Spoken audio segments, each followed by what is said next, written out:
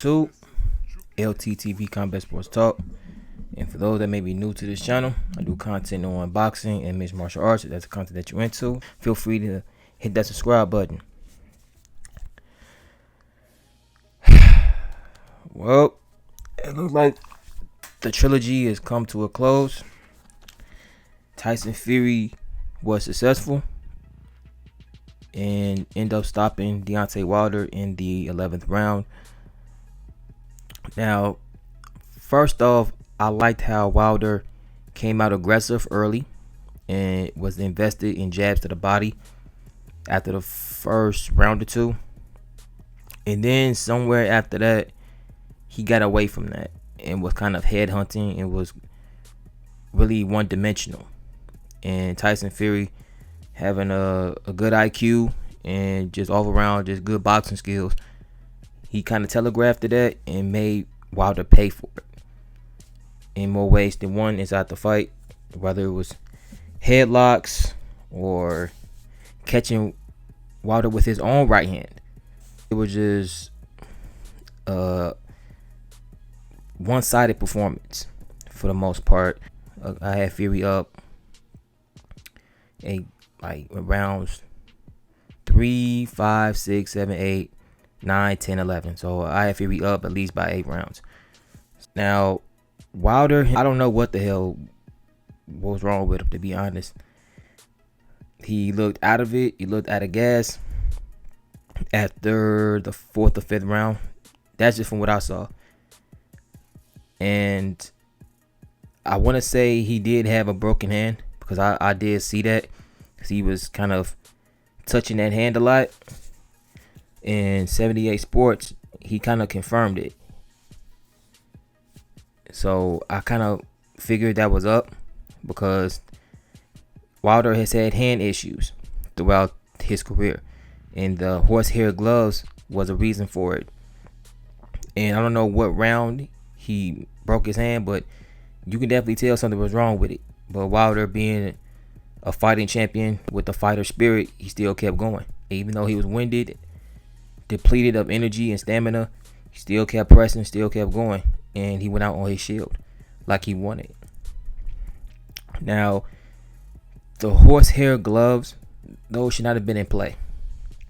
I feel like Team Wilder, in that sense, they kind of dropped the ball, because that should have been in the contract where no horsehair gloves should be worn. That's just my own personal opinion on that, because if you wanted it to be on the up and up, not to say that this fight wasn't, because it was, having gloves that were fully padded on both fighters would have made the fight a lot much more even. But the Nevada State Athletic Commission had already pre-approved it. So Tay Jones inspecting the gloves and all the other stuff, I feel like it was pretty much a waste. Now, I get it. It's part of the procedure before any fight, really. But when you have the commission pre-approve the gloves that Fury had used in the second fight, which is why glove gates 1 and 2 kind of surfaced in the first place, that's kind of like a slap in the face, if you're just asking me. But it was what it was. And the fight, it took place. Fury came out the better man. However, in the fight overall, I feel like Wilder, he kind of abandoned what he had learned in those 20 months. And had he invested into the body, kept on doing that, Fury would have got tired eventually. But it kind of was the other way around, because Wilder was more fatigued than Fury. And Fury got dropped twice in that 4th round. And I kind of expected him to jump on it in that 5th round, but that wasn't the case. And you got to give Fury credit. You know, he kind of stayed composed. I feel like he knew that Wilder was gassed. I think he noticed it, and once he noticed, he just kept pressing and kept clinching and using his body weight on Wilder, all 277 pounds of it. So it was an overall solid performance from him, and I kind of have to give him credit, even though I personally feel he's still a cheating SOB. That's just how I personally feel about the guy.